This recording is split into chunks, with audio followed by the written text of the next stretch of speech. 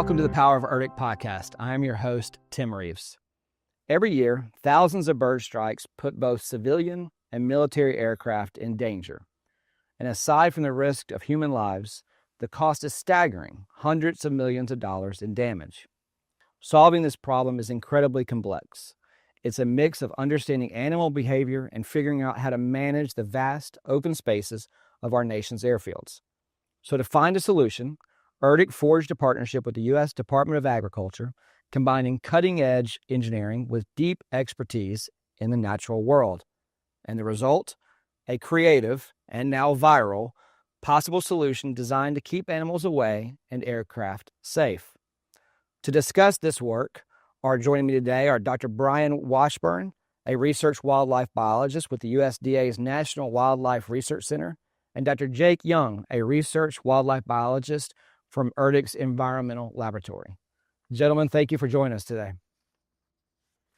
Thank you for having us. Apparently, this is the Research Wildlife Biologist Convention we're going to have here today. So Brian, I'll start with you. Explain the animal behavior issue here. I mean, why in the world would birds, or any animal for that matter, even entertain the thought of being in and around an airfield? With the sound and sights of aircrafts, you would think they want to be anywhere but those spaces. Well, Tim, as you said, it's a little bit mind-boggling, and it appears to be a little bit mystery. The wildlife is there at the airfields because they're looking for something to meet their needs, whether it be cover, most often food, water resources, or something. So there's something there that they want. There's also, of course, these huge aircraft that are moving around and flying and really making a lot of noise. And one would intuitively think, that would be enough to scare them off and they wouldn't want to come back.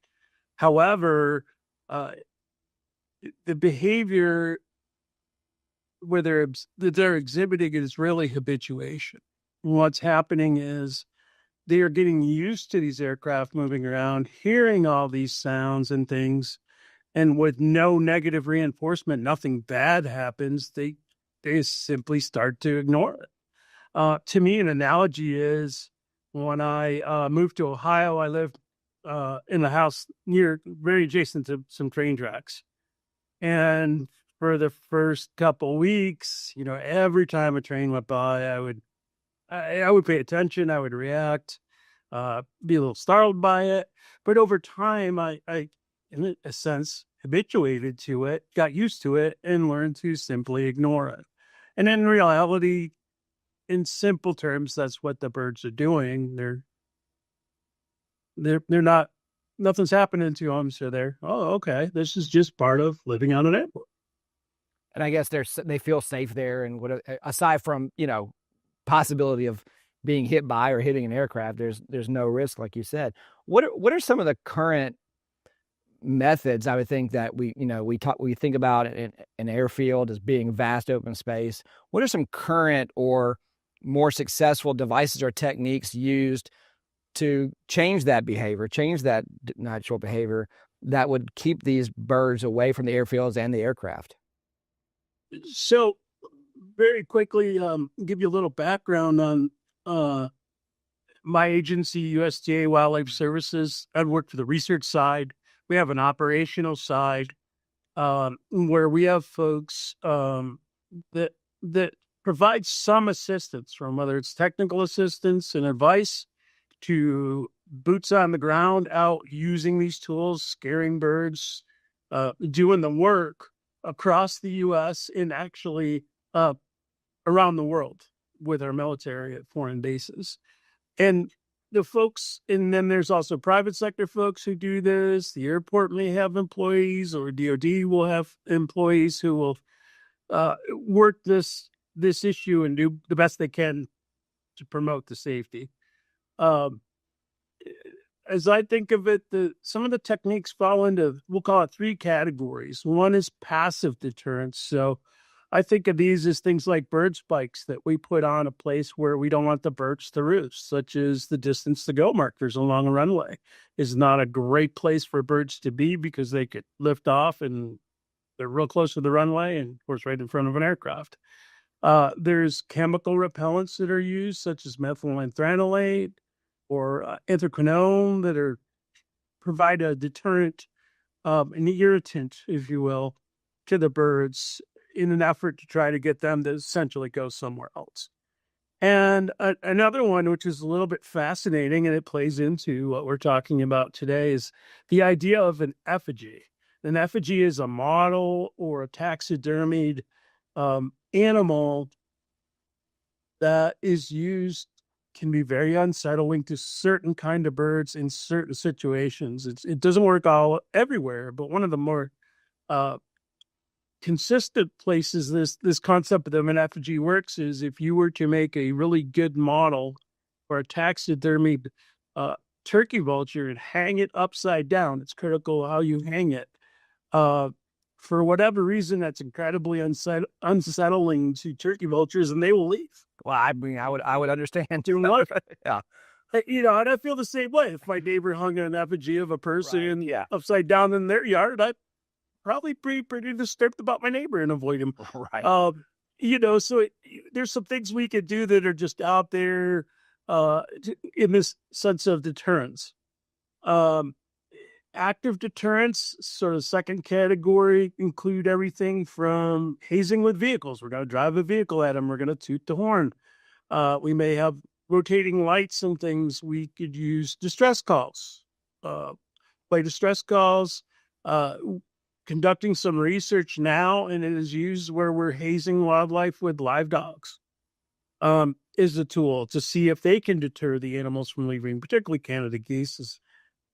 And others, for raptors and other animals, we use mitigation translocation. So we try to live capture the animals and we take them away from the airfield to somewhere that we hope they stay.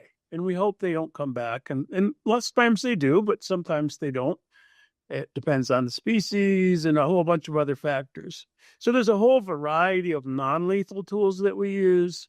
And then it's the last tool that we reach for, but there are times in emergency situations where we do use lethal control and we remove problematic individuals. And that tends to reinforce these deterrent methods, these non-lethal methods, in a way. And then the last category that I'll speak of is sort of the long-term methods and tools we use. This is managing the habitat on the airfield. How do we manage the grass? What kind of grass do we plant? Can we do things like use insecticides to remove the insects as an attractive food source from the airfield? And it's even more effective when we can do so in the planning stages. So if we're planning a landscaping design, can the wildlife biologist or someone work with the landscapers to understand, what they want to use, and we can help with recommendations of, hey, this plant is really attractive to this wildlife. It's not a good idea to have it there, but this one isn't. So, make some choices before a problem gets created type of situation. So there's a real diversity of tools and things that can be used. Not one is effective and applicable to all situations. So the more tools, the better. Well, Jake, let's move to you and talk about, more of this, I guess, this active and the effigy category of deterrence of the birds, and the innovation solution that you and others have helped come up with called the robot coyotes. And for those who are watching this podcast, there's one here in the studio with us. We did have permission to get it. We didn't take it from anywhere. I know that Brian has one behind him that's for testing. We'll talk about that later. But talk about the robot coyotes. What was the idea behind this particular platform, and how did ERDC and USDA come together on testing this at certain airfields? Sure. So ERDC biologists, including myself, have been working for quite some time within the BASH arena, the Bird Aircraft Strike Hazard, as the acronym is. And we work primarily on the military bases. Certainly, Brian and his team work on both military and civil airfields.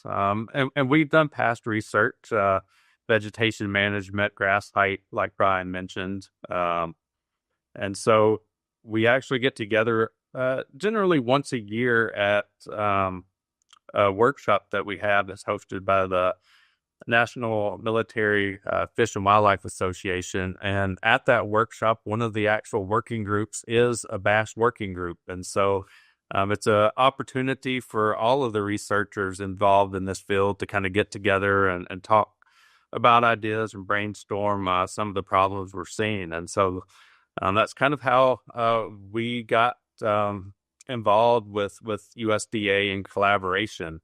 To kind of take a step back on it, as far as the Coyote rover, as it's been termed, and how it evolved. Initially, we were approached at ERDC about how to just deal with some of the nuisance Canada geese problems that we have around buildings and infrastructures. And so, I gave kind of some of the standard approaches that you deal with to deter Canada geese, but also said, hey, we've actually got some opportunities to test some robotic systems to deter the species. And so at the time, we had just received a Boston Dynamics spot unit, which is a relatively expensive robotic system, around $150,000. It's a quadruped robot.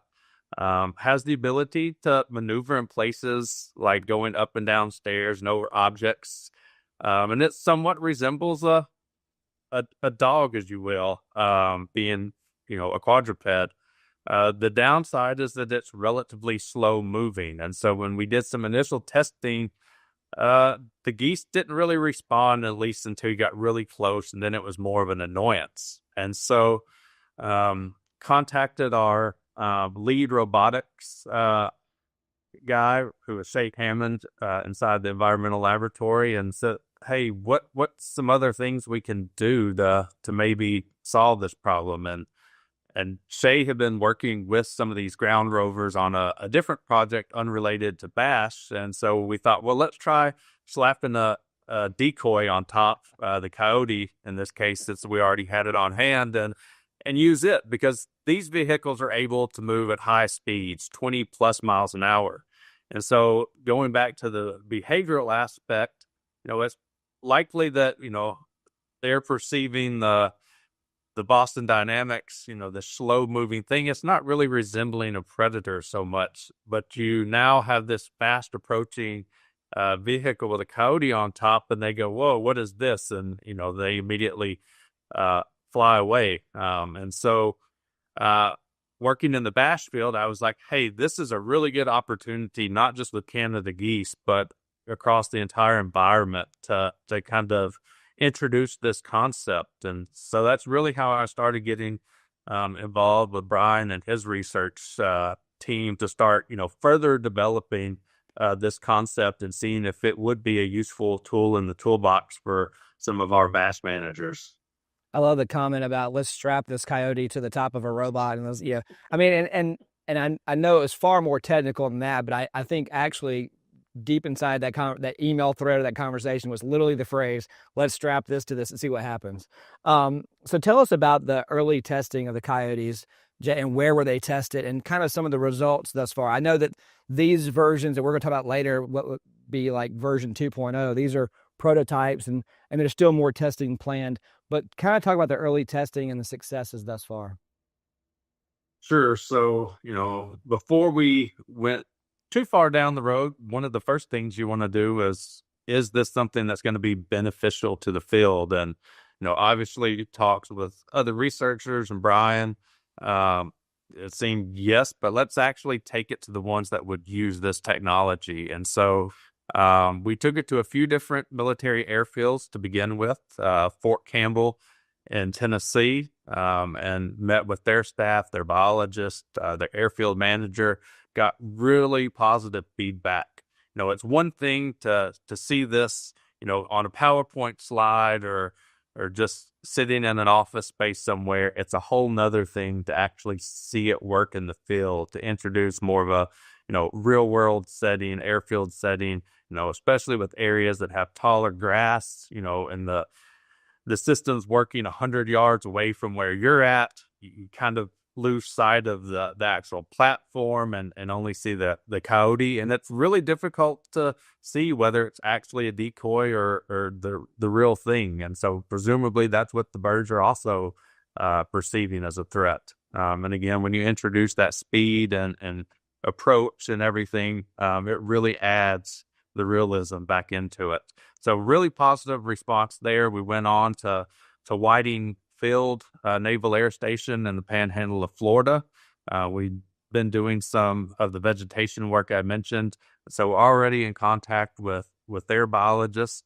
Whiting Field has multiple outlying fields in addition to their home base, and their biologist was like, you know what? This would be a perfect tool for us to have even before the airfield opens in the morning, because we've got limited staff. We can't get to all 9 or 10 airfields with the few people we have. But if we had this system to help clear the airfield of any birds that were there roosting overnight, this would be a huge benefit on top of other things that we could use it for. So again, really positive feedback. Not only did Whiting Field come, but they invited other surrounding airfields such as Hurlburt Field, which is the Air Force.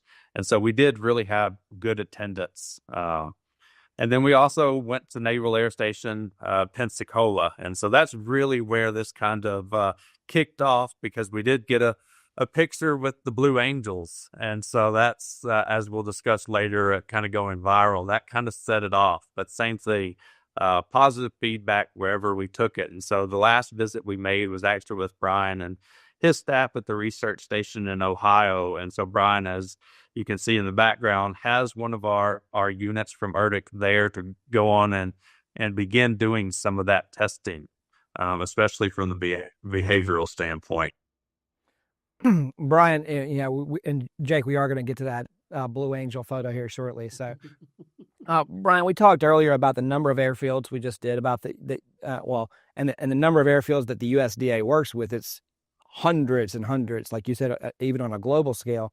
How would a platform like this help? If successful and deployed, how do you see it kind of being a force multiplier for USDA and your teams, both in at airfields, both big and small? At the basic sense, it's another tool in the toolbox, and we can use every tool we can get, because there is no silver bullet. I'd like to find it, put myself out of a job, but hasn't happened yet. So we'll keep trying. But indeed, another tool for folks to use. I could see applications on the big civil airports that we work at, the big military air bases that we work at, where a biologist could have it in the truck. Hey, there's a situation. There's some geese over here. I could deploy it and, do that active dispersal. Targeting situations where you see, I think there's, and that's true at smaller airports too, because they often don't have the resources, don't have a person dedicated to it. It might be their maintenance staff or someone else who has to do this kind of work. And that would be a viable tool for them as well, which is helpful. And as Jake alluded to about the military's outlying fields, which I think is the really exciting example and where it could really be the force multiplier, is these smaller fields that are tied to a bigger installation. There aren't personnel to go out and handle them all. Or on the civil side, for example, the Alaska Department of Transportation has many small airfields that are unmanned, or there's one person to do everything. And if you could use a tool like this, either for active dispersal where you're targeting something, or is the current prototype has, it could go out and run a route. It could be programmed to go out and, traverse through an area and in essence, in theory, disperse the birds. That'd be fantastic, because that would be some management that just simply wouldn't be able to occur. The military has got bases around the world that, are minimally staffed, and so forth. And I think there's interest they've expressed interest in the same idea. What tools could we use at some of these places where we don't have all the other tools? Is technology advancing to where we could get some tools for these more remote locations in addition to everywhere else? So I think the potential is there for all sorts of applications, not just within the bash world, but within all sorts of human wildlife conflicts, if you will. And we could talk more about that. Before I forget, Jake, let me come back to you for a second. You mentioned earlier the Boston Dynamics quadruped robot, the Spot unit, $150,000-ish, right? Roughly, and believe me, we're not going to hold you to this later down the road. But these things that you strap together on these platforms, what was that cost versus cost comparison? Yeah, so that's a big difference in cost. As it's currently built in its base mode, you're talking $3,500 to $5,000 per unit. Obviously, as you add more to it, that price tag will go up, but relatively inexpensive for what we've got in its current version. And Brian, back to you. You mentioned that someone could just throw this in the back of a truck and deploy it pretty quickly. So let me go on to the next question before I run out of time. But what's next for this Coyote platform as far as USDA is concerned? What plans do y'all have? I know there's some additional testing that y'all have planned coming up. What are those plans? Currently, the first testing we're planning on doing, and we've been able to get our paperwork together and all the things we need to do to legitimately do that, because it does involve animals and things, is we have some tests planned here at our office. We're actually on a NASA research base. We have 6,000 acres fenced in, security. So we have a great laboratory, if you will, where we can go out and do experiments with animals in a semi-natural setting with pretty minimal disturbance. The chances of somebody walking through the middle of it, scaring the birds off and that sort of thing is pretty minimal where we are, which is a huge benefit. That's not true elsewhere when we're trying to work out the real world. So our first tests are going to look at the responses of birds that we're going to try to draw in with bird seed. Quite simply, we want to get them somewhere where we have them, and then we're going to very controlled approach them with the coyote robot. We have plans to cover it up so it looks like a big brown blob. It doesn't necessarily look like a coyote, but it's still moving towards them at a constant speed, and it's still you have that action, that treatment. We plan to just simply put it out and see if they react to the sight of it. And through these tests and through the controlled nature of them, we can start to learn, are the birds reacting? Are they leaving? And one thing that's really important is if they do, well, how long is it before they come back? Mm-hmm. So we can start to get some of these basic questions answered, which are sort of the foundation of what we want to do. And then the next steps would be, okay, once we start to learn what's important, how can we enhance it? Maybe we find out that the birds are really sensitive to a certain wavelength of light. I have colleagues that work on that. All right, well, maybe we put a light on there that the birds can see better than people can. And, does that enhance its effectiveness and so forth? We can also start to work with specific species that are more high risk. Like, as Jake mentioned, the Canada goose is a problem all around the country and one we could work with. It's a really great time to just be innovative. I work some research projects now with live dogs and now with robotic dogs. So, how would those two tools work together? Could they enhance each other's efficiency? There's a lot of questions, a lot of could-be's, and we just through science, need to slowly work our way through, get factual answers, get a good understanding of this animal behavior, and then try to enhance the behavior that we want, which is leave and don't come back, or leave for a long time. Jay, that goes right into my next question. And I would imagine the feedback that Brian and his team provide you, what is the 2.0 version of this? What are some capabilities that you and your team are already looking at, and what are some potential, add-ons that you see for the next version of the robot coyotes? So as I've already mentioned, the current build is relatively inexpensive. We do need to boost it up a little bit from its current state to be a little bit more robust in the environment, how to handle flooded conditions. It is a four-wheel drive. It will go through vegetation, taller vegetation, but still could be beefed up a little bit from where it currently is, but still be at a low-cost option for folks. In addition to that, we've also got in development a docking station. So just like your home robot, where it docks, recharges, and continues on, same format here.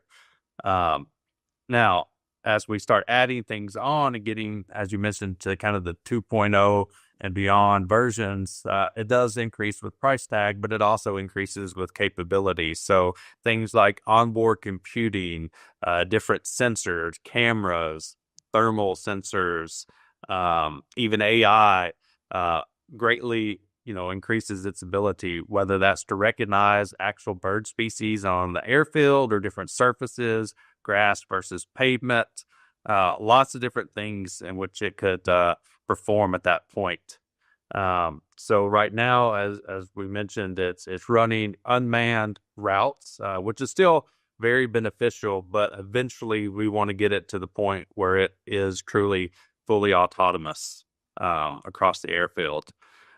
In addition to that, there's other things besides just the BAS component. There's the security and surveillance component as you add sensors and cameras and things,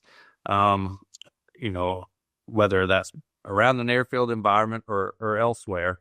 Also on the airfield environment, you have what's called FOD, which is foreign objects and debris, just litter that, potentially could get ingested into an engine or run over by a plane if it crossed the runway.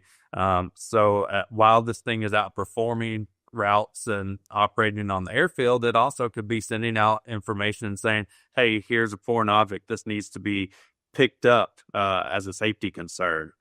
And so lots of different areas there to pursue. Another one, we're dealing with a wheeled vehicle at this point.